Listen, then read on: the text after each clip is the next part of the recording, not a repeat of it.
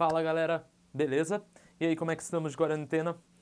Bom, moçada, nós vamos começar a falar agora de uma coisa chamada oxirredução e nesse primeiro momento nós vamos dar ênfase a uma das partes da oxirredução que é chamada de número de oxidação.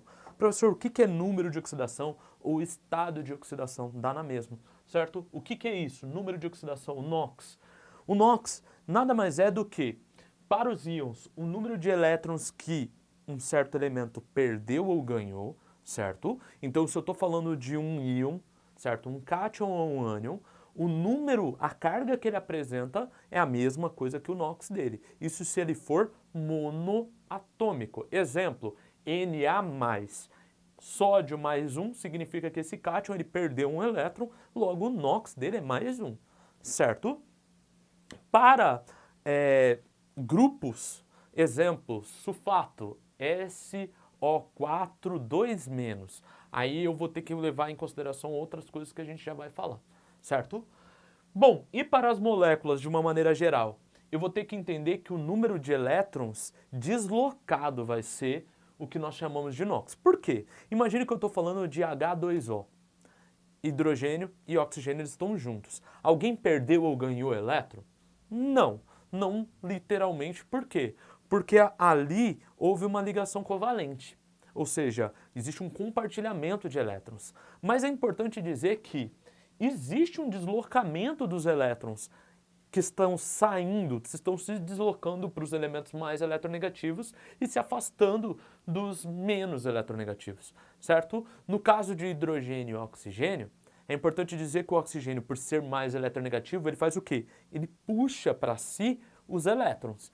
Já o hidrogênio, por ser menos, ele está quase perdendo os elétrons para o oxigênio, certo? Então, o NOx de cada um desses elementos vai estar relacionado a esse deslocamento. Para isso, eu vou ter que levar em consideração a ordem de eletronegatividade.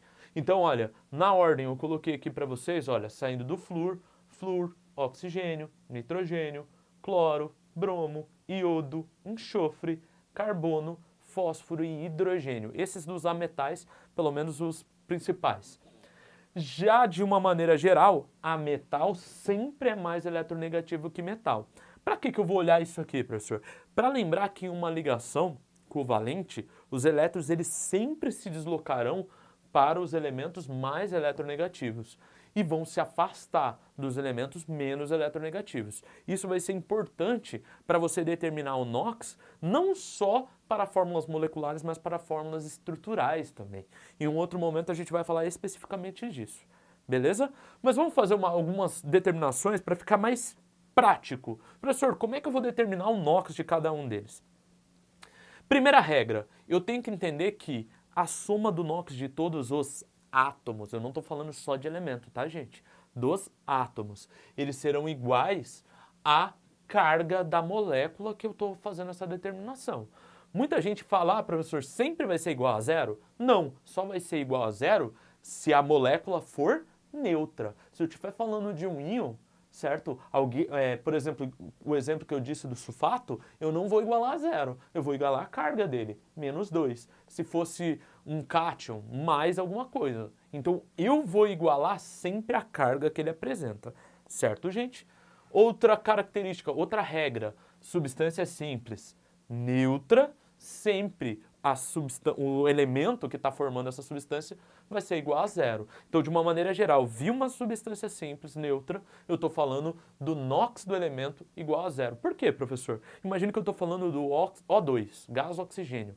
Um átomo de oxigênio, outro átomo de oxigênio. Entre eles, compartilhamento de elétrons, correto? E aí você vai ver o seguinte, algum dos dois é mais forte do que o outro para puxar esses elétrons? Não, né? Porque segundo a eletronegatividade, o oxigênio é igual ao oxigênio. Então não há um deslocamento de um elétron de um lado para o outro. Por isso, nós dizemos que o NOx vai ser zero. Ninguém vai nem ganhar nem perder elétrons naquela substância. Certo? E por último, é importante dizer que para determinar o NOx de substâncias, ou melhor, de elementos que têm um NOx variável, eu preciso utilizar uma tabela de NOx fixo. Caraca, professor, vou ter que decorar todo mundo? Calma, eu vou dizer para você que tem alguns que eu vou ter que decorar. Principalmente esses dois aqui, tá? Hidrogênio e oxigênio. eles são a base para o cálculo do NOx. É lógico que eu tenho que saber algumas coisas. Vamos lá. Primeiro, com relação aos cátions, aos que apresentam NOx positivo. Alumínio e bismuto apresentam NOx mais 3. Principalmente alumínio é bem comum. Significa que o alumínio, se ele tiver em uma substância composta, certo? Ele sempre vai ser mais 3. Ele não tem outro NOx. Significa que eu consigo determinar quem está junto dele nessa substância, levando em consideração que ele vai ser mais 3 sempre, certo? Quando a gente olha já para os mais 2, eu estou falando da família 2A, lembrando, metais alcalinos terrosos, toda aquela série ali, certo? Levando em consideração que eles e o zinco apresentam NOx fixo. Ou seja, se eu estou falando de cálcio, cálcio sempre em uma substância composta vai estar perdendo 2 elétrons. Sempre, professor? Sempre. Certo? De maneira geral, eu vou considerar que o NOx dele sempre vai ser mais 2, porque ele está dentro desse enquadramento aqui. Certo? Já mais um eu tenho a família 1A, metais alcalinos, a prata, Ag, e o hidrogênio. O hidrogênio, eu coloquei um asterisco aqui para que a gente leve em consideração uma coisa. Existe um tipo de substância que ele não vai ser mais um. Qual é esse tipo, professor? Do que nós chamamos de hidretos. Em outras palavras, o hidrogênio sempre vai ser mais um, com exceção das substâncias em que o hidrogênio estiver ligado a um metal. Por quê? Porque como ele tem um comportamento quase diametral, ele é mais eletronegativo que os metais. Então ele não vai perder elétron, ele vai ganhar elétron. Então, viu um hidreto, exemplo, NaH, certo? Hidreto de sódio. Eu estou falando exatamente de hidrogênio menos 1. Então o hidrogênio só não vai ser mais um se ele estiver ligado diretamente ao metal, certo? Os demais aqui, família 7A, 6A e 5A. NOx para 7A, menos 1, para 6A, menos 2, para 5A, menos 3. Importante. Professor, sempre? Não. Somente quando eles forem os mais eletronegativos.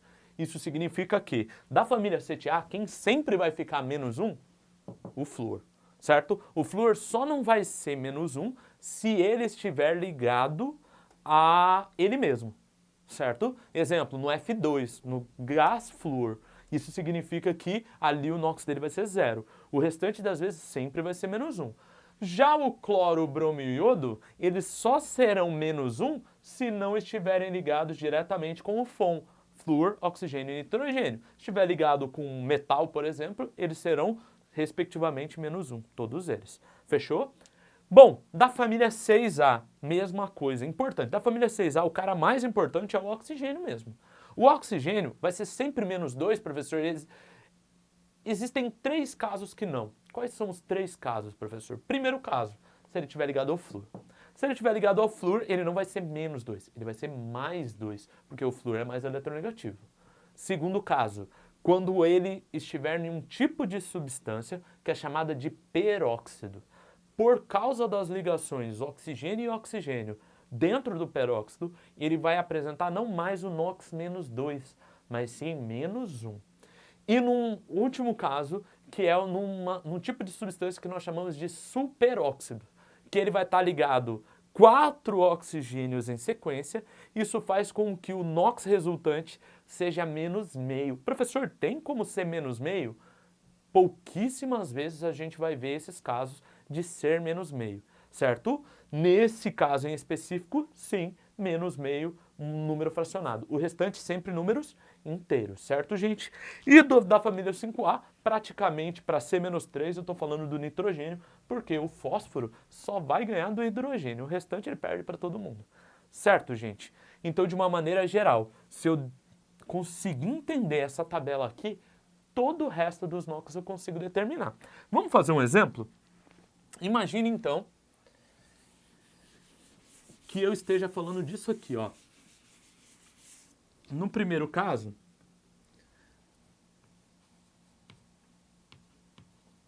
H2SO4. Qual é o NOx de todos os elementos? O primeiro caso, o primeiro cara aqui, o hidrogênio, a gente já falou que ele vai ser mais 1. certo? Ele vai ser extremamente importante para determinar. O oxigênio também, menos 2, quase que sempre. Mas o enxofre, eu não sei.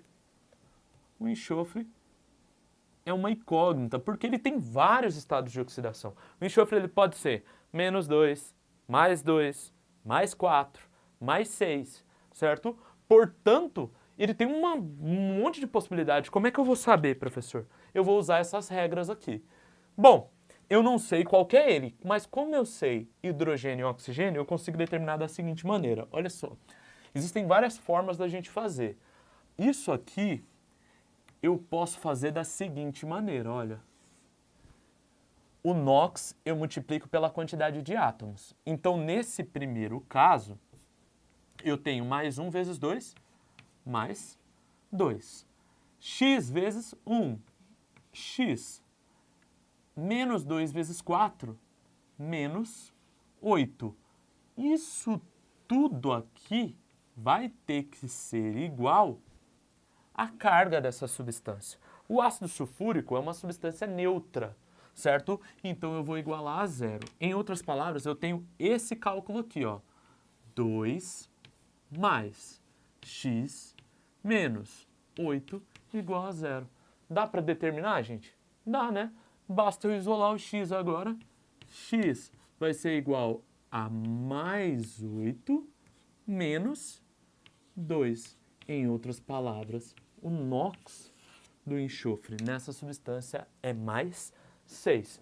Beleza, gente? Então, se apliquem, façam alguns desses testes, certo? Surgindo alguma dúvida com relação ao NOx, basta contatar a gente. Nós faremos alguns exercícios para a gente aplicar bem com relação a isso. E em um outro momento, eu vou falar mais especificamente de NOx para fórmulas estruturais, que não faz muita diferença em relação a tudo isso, mas eu vou determinar ponto a ponto. Só isso, certo, gente? Um abraço e continuem os estudos. Valeu!